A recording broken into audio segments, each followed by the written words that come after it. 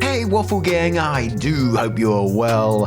My name is Mark and today we're checking out some more Reddit stories, and if you do love a Reddit story, why not consider, like, subscribe, maybe that notification bell too, and let's crack on with today's first story. Much love guys. Now today's first story comes from Excellent Fee 3010, and it says, am I the arsehole for telling my parents that I will take them to the cleaners? This is a throwaway account because some of my family has my main one. This is a very long post that I can't really condense into a TLDR.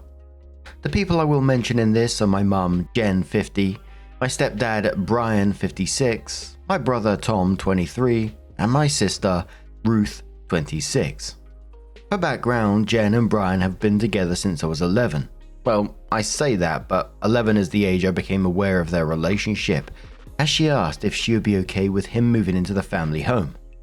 Prior to this, she never mentioned dating anyone, and we never spent any time with Brian. None of our immediate relatives ever mentioned him to us either. The day Jen asked us, Ruth was sat next to me and asked to be excused to her bedroom. Tom was not home to have an input. I was stuck by myself with Jen, who did not seem to understand how she completely blindsided us. She had no interest in answering my question about why she had not told us. Her only interest was knowing if we accepted this stranger moving in. Brian moved in the following week. After Brian moved in, there were several times where both he and Jen threatened to move away without me, Tom, and Ruth. They would say, if you don't like it, they will get a new house and start over. This threat could be in relation to something like Brian telling me I shouldn't be anywhere in the house except for my bedroom, and me standing up for myself. I used to get called stupid by Brian a lot. If I did something he didn't like, such as finish my homework before going to dinner, he would say only someone this stupid wouldn't think to eat first. Any grievance I had with Brian was never acknowledged by Jen. If I raised an issue with her, she would deflect and change the subject. Brian would cause a lot of problems knowing that there were no consequences for him. Brian never concealed the fact that he wanted Jen and only Jen. We were her baggage that he only had to put up with for so many more years. Tom, Ruth, and I were no longer taking on family holidays. The last one we got to go on was when I was my godmother's bridesmaid and she had a destination wedding. I was 10. Jen and Brian would go on 3 holidays a year without us. Living under that roof was the loneliest I had ever felt. The second I became of age, I bought my first apartment and moved on. No more Brian, no more Jen. Tom and Ruth wanted to come with me, but Jen wouldn't allow it, and honestly, I don't know how I was to fight for them. I was working long shifts, sometimes nights, though Ruth was a year younger than me. Tom was not. At a court would appoint a fresh 18-year-old as their guardian, with Jen in the picture. One thing I did leave in Jen's care was my valuable book collection. I won't disclose exactly how much it was worth, but it is in the 7-figure range. Some of these books were my inheritance.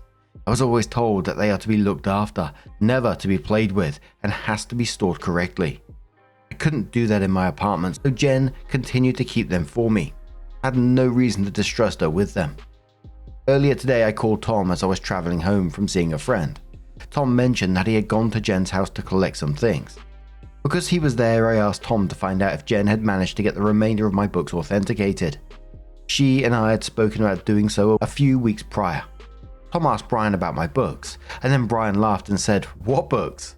My books?" Tom said no, her books that you've been looking after. Brian then repeated, "My books." I was listening to this through Tom's headphones, so I told him to get Brian to clarify. Tom asked Brian what he meant by his books. Brian said, "They were ours now. We bought them." My heart sank the moment I heard him say that. Jen was not home. I tried calling her, no answer. Eventually she called me back a couple of hours later, but not before Brian called me a pathetic liar, and also spoke ill of Ruth and made claim to her books, which she had in fact sold years ago, still insisting mine were also his property. To confirm, I never sold anyone a single book. They did not buy me any books. All the books in my collection are to be sold at a future date or passed down to my children. Brian and Jen never gave me a single penny, so I can confirm this is not the case. Jen was unwilling to confront him about it. I'm not allowing them to steal part of my children's inheritance. Jen agreed that she never bought my books, but Brian refuses to give them back to me. I told Jen that her inadequacy as a parent, failure to reprimand Brian over the years, and a lack of love for her own children has meant this moment was a long time coming. I said something along the lines of, "You neglected me. You allowed him to take my happiness away for years. You let him walk all over me. I will not let you steal from my children. If this is how it has to be, I will take you to the cleaners. I will report you both for theft. I will sue you for everything I can. I will cut you out of my life again. You mean nothing to me. I am not in need of legal advice on this. I have a lawyer. I just need to know if I was out of line for what I said to Jen. I was very emotional at the time. Thank you if you read all of this." Now, obviously this would have to be a not the arsehole in this situation. They chose to neglect you for years. Your own mum did. Your mum's just continued to choose Brian every single time over her own kids, leaving you to basically raise yourself. And now this is going to be the consequences of her actions. I mean, he was incredibly trusting, given everything that you said about them at the start, to leave those books there in the first place. But given all the context that you provided, I wouldn't feel guilty at all. But a commenter says, "I don't think you were out of line. They were sucky parents. You told the truth. I have to ask though, is it documented that the books were left directly to you? Do you have a copy?" Opie says, "I do. I have payment receipts for the authentications. I have to send them abroad to get them done. I keep a spreadsheet so I can update it. Everything has been paid for by me, and I can prove my ownership. I also have messages from Jen where we discuss my collection, including the number of books, their names, value, etc." Commenter says, "I would take the documents to the police station and ask them to provide an escort while you get your property back from your previous home. Don't give any warning that you are going to do this." Opie says you're actually required to give notice about collecting property because it's called a breach of peace, and access has to be given by those living at the property. In the case of this being theft, they could retrieve it for me with a warrant, but then it would probably become evidence. Civil versus criminal. Commenter says, "Do you have a list of every single book? Are they first editions? I hope you get them back." Opie says, "I keep a spreadsheet that I regularly update with all their details, identification numbers, value, location, etc. Some are first editions, some are valuable and rare comics. It is a mix of a collection." Commenter says, "Some of them will be missing if you don't move them. How about renting a temperature controlled storage unit and moving them permanently? Seriously, don't trust him or your flaky mum." Opie says, "I bought a house and had a storage made to specific requirements so that I can move my books to my property. That's partly why I wanted to know if she had sorted the other books for me. I'd rather move them all in one go and avoid seeing Brian." Commenter says, "Not the arsehole, obviously, but I think we all want to hear some backstory on how a teenager acquired a 7-figure book portfolio, assuming we're not talking Pakistani rupees or something." Opie says, "I think I mentioned above, mostly inheritance. Added to my collection over the years. I wasn't a teenager when I inherited them. I was a child. Due to me being a child, Jen had physical care of them, but I was allowed to see them at any time and she respected my wishes when it came to them. When I got my first job at 16, I had them valued by an appraiser. The value of the books, especially the kind I have, appreciate over time. I'm from the UK. GBP." Commenter says, "Not the arsehole, but you were incredibly foolish to leave the books there." Commenter replied saying she could not take care of them where she was moving. She had no reason to believe her mother would not care for them. Apparently Brian had not shown that he would steal her property. Commenter replied to that saying she wrote that Brian abused her all throughout her childhood and her mother let it happen. Of course she should not have trusted them. Opie responded saying, "I didn't trust Brian. I trusted Jen. She had never withheld any of my books from me. If I asked for any, she would hand them over to me immediately. The family home has the appropriate storage for them. Jen was a failure of a parent in so many other ways, but when it came to my books, she wouldn't dare. Brian wanted to store some of his collection with mine, but Jen refused because she didn't want him having access to them. She was aware that he would try to pressure me to sell him some of my books, and this was one of the few things she did speak up about. Even yesterday, she was saying she did not buy them and they are mine, but she will not stand up to Brian who is claiming ownership of them. That is the issue. If she fails to do that, then she is guilty as he is." So it was 2.5 weeks later that OP did update the post and says, "I'm sorry for leaving things for so long. I was busy with the situation, then traveling, and I thought it'd be best to leave things until it was fully resolved. It's been a little over 2 weeks, but it has felt like an eternity. I'll start off by saying there is good news and bad news. The good news, I got my books back, all of them unscathed. They are physically in my possession and will remain in my care indefinitely. The bad news, I did not take Jen and Brian to the cleaners.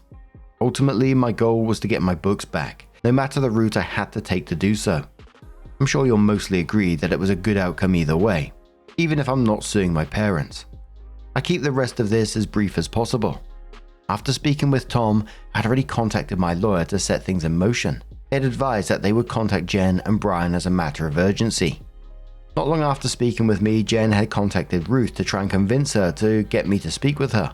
It was only going to be her attempt to get me to back down. I do not bluff. She knows this. Ruth said that she told Jen that she hopes I do follow through with things, and then she ended the call. Jen tried to call back. Ruth ignored her, then it was Tom's turn.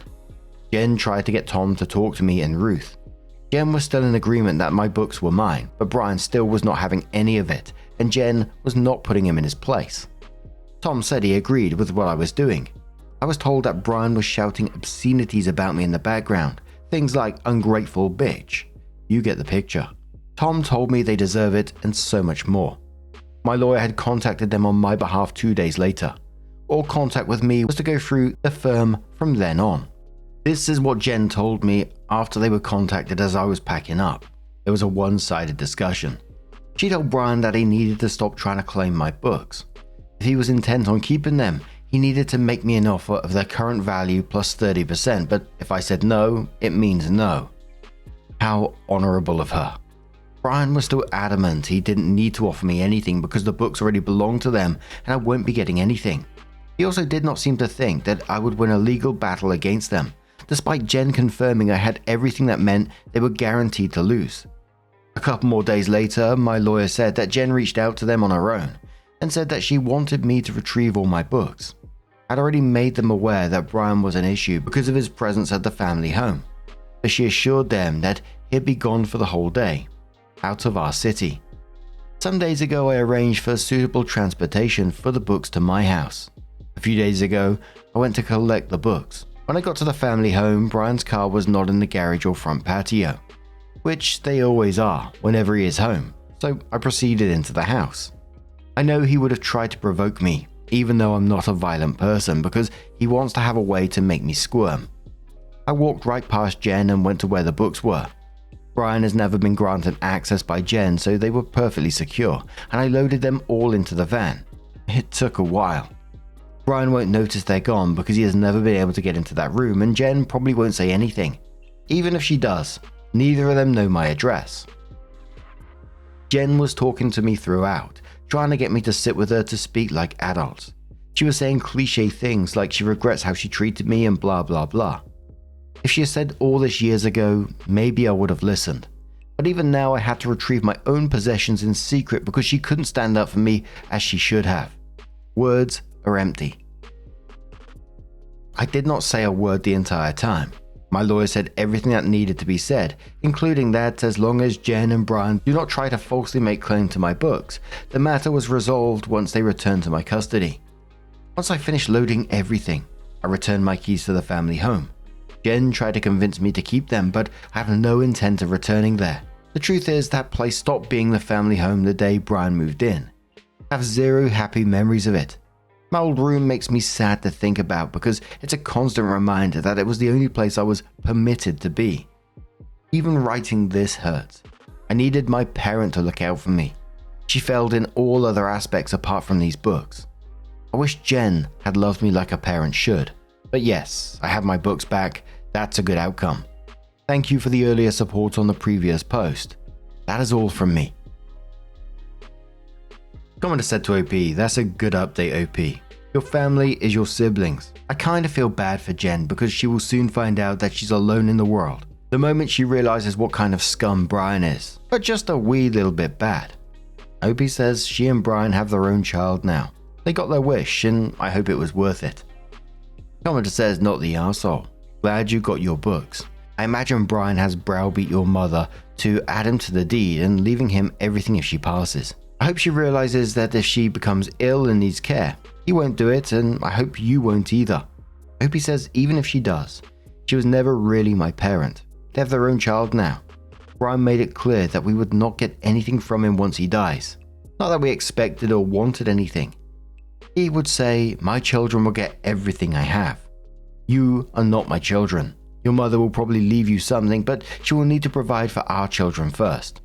Such a lovely man. Jen once told me that she wouldn't add their biological children to their will because Brian will leave them everything he has. Either way it goes, I will be okay. OP on the descriptions of her books. OP says I have a mixed collection. First edition books and rare and valuable comics make up the majority. Another commenter says, what happened with your sister's books? Were they indeed gone? Is she going to sue them? Would she have the same proof that you have? How did your mother keep the books away from him all this time? OP says Ruth mentioned selling some to Jen and Brian years ago.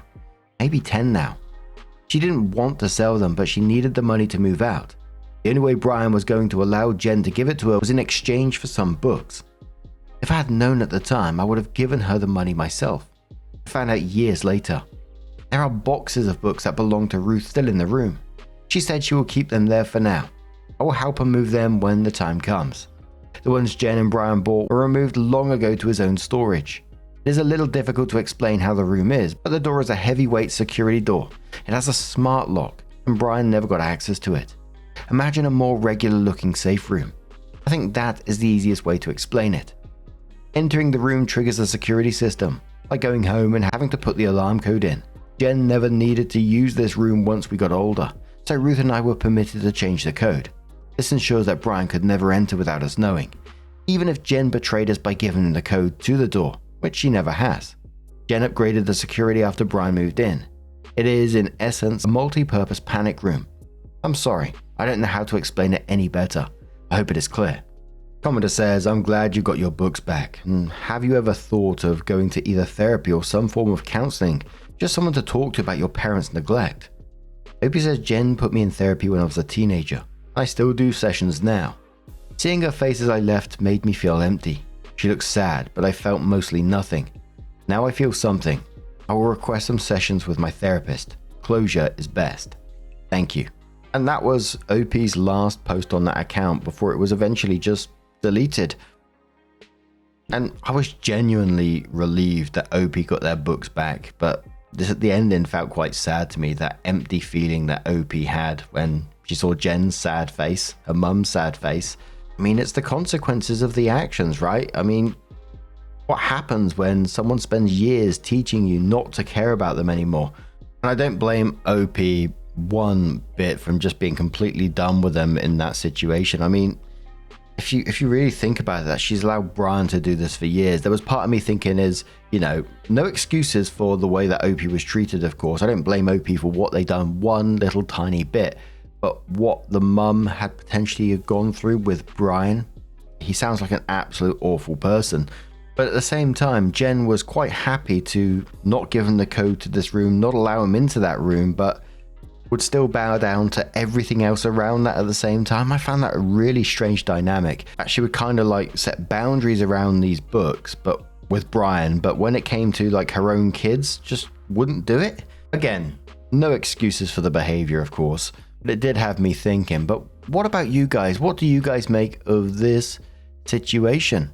Let us know your thoughts down in the comments below. Let's move on to another story. Now, our next story comes from the True Off My Chest subreddit from a throwaway account and says, my husband, being the victim of revenge porn, has destroyed our marriage. Ever since this happened, I've been sick. My female 29 husband, male 30, has been the victim of revenge porn.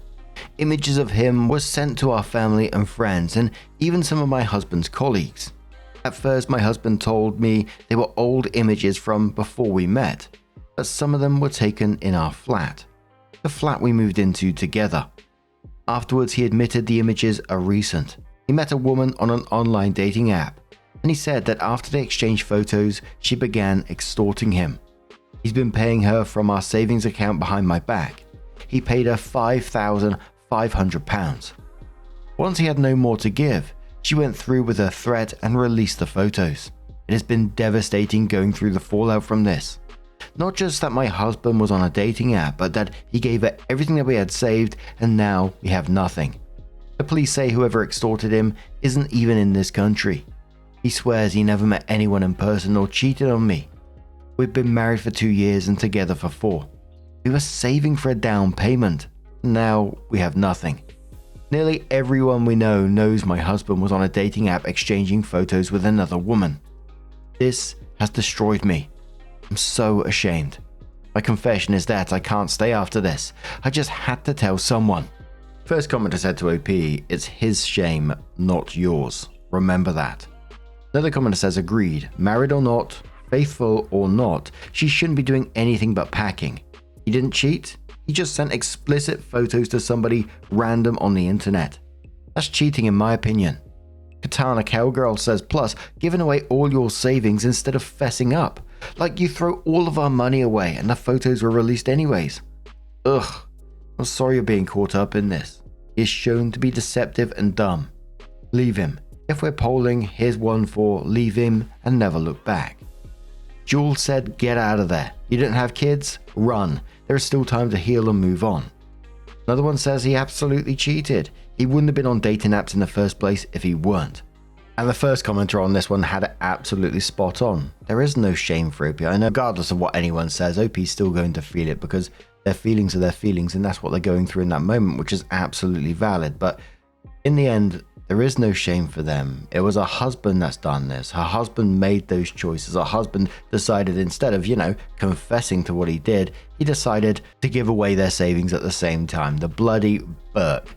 So yeah, OP absolutely needs to just leave that relationship. I doubt there's going to be a way to recoup that money, to be quite honest, but she can at least save herself from further pain with this person. But 3 weeks later, OP did come in with an update and says, before I give my update, I want to address some things from my previous post. I mentioned in my previous post that I couldn't stay in my marriage. I don't know why I got comments saying I need to leave him or asking me why I'm staying after what he did. Or messages calling me a doormat and other names that I won't say here. I'm not staying. I'm going to get a divorce. I never said anywhere that my husband didn't cheat on me. He said that he didn't meet anyone in person or cheat on me.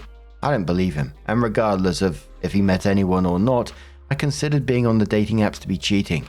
I'm not sure why I got comments saying I'm an idiot or acting like a fool or I'm wrong, or messages saying the same thing. I never stated anywhere that he didn't cheat. I used the term revenge porn because it was the term used by both the police and the solicitor my husband consulted. English is not my first language, and when speaking to both the police and the solicitor, and on all the paperwork, it was called revenge porn. So it was my belief that this was the English term. With English not being my mother language and it being a time of stress, I may have used the wrong words in my post, such as revenge porn and down payment. I'm not AI or someone making up a story. This is happening to me. I got a comment and some messages calling me AI or a bot. I posted a reply to the comment to prove I'm not a bot. I'm a person. I've turned off the option to receive messages to avoid more bad ones. Here's the update. I've left my husband, just as I said I was going to do. I moved out of our flat on Saturday and have a solicitor hired. I've begun the process to get a divorce from my husband, and I will not be changing my mind. My husband is upset and he begged me not to leave him. He kept saying he is a victim and I'm leaving him in the worst time of my life. He's having trouble in his career because the intimate photos and messages were sent to everyone on his LinkedIn. He might be a victim of the person he met on the dating app, but I'm not leaving him because he is a victim. I'm leaving him because he was on a dating app messaging others and exchanging intimate photos, and because he took £5,500 from our savings and left us with nothing. I consider both those things the reasons to get a divorce. Divorce in the UK is only no fault, so anything my husband did is not considered in the divorce. My solicitor told me she will try to see if I can recover some of the money that my husband took, but otherwise his being on a dating app or anything else from his behaviour is not relevant to the divorce. My solicitor says I will most likely not have to pay spousal maintenance because I have only been married for 2 years. She will try to get back the money he took. I've told my husband there's no reason for us to speak or see each other again. I moved out and want a divorce. There is nothing else to say, and I blocked him. I will not change my mind about this. My thanks to all of you who were nice to me and didn't call me names or send messages. I do appreciate it. This was my update. Commenter says, I hope you're okay, OP. I know this must have been devastating, and good on you for doing what you needed to do for you. Rich says, same here. That kind of broke my heart to read. Sometimes doing what's best for you ends up being the hardest thing, but I'm glad OP chose peace over guilt. Then Temperature says he made a conscious decision to cheat on you and steal from you. He didn't once consider how the consequences of his actions would affect you or himself. And he wants you to stay because he definitely could use the support, but more importantly to help him show others that you believe he's a victim and you forgive him, and everyone else should follow in your steps. He made a selfish decision then and making a selfish decision now. And he will continue being selfish. Protect yourself and protect your peace, and please getting therapy ASAP because you need a professional to walk you through this step by step. We on the internet won't help as much as a professional could, but we will wish you the absolute best and pray for you if you need so. Sending you so much love. And mainly everybody was like good on OP after the situation. There were some people questioning about the actual scammer itself and the scam. Then a majority of the time they won't follow through because what is the actual point? That they're just wasting time which they could be using on new victims. I mean, they got all of his money. What's the point in actually sharing this afterwards? That it might be vindictive. There might be more to this going on. But what is your thoughts on this situation? Do you think there was more going on to it in the end or not? But absolutely good for OP for getting out of there. But what do you guys make of this one? Let us know your thoughts down in the comments below. And just a huge thank you for being here today, getting involved in the channel, your love, your support, your love towards each other, your comments, and just supportive messages below. It's always absolutely incredible, and I'm just blown away every day. So thank you once again, and hopefully I will see you in the next one. Take care and much love.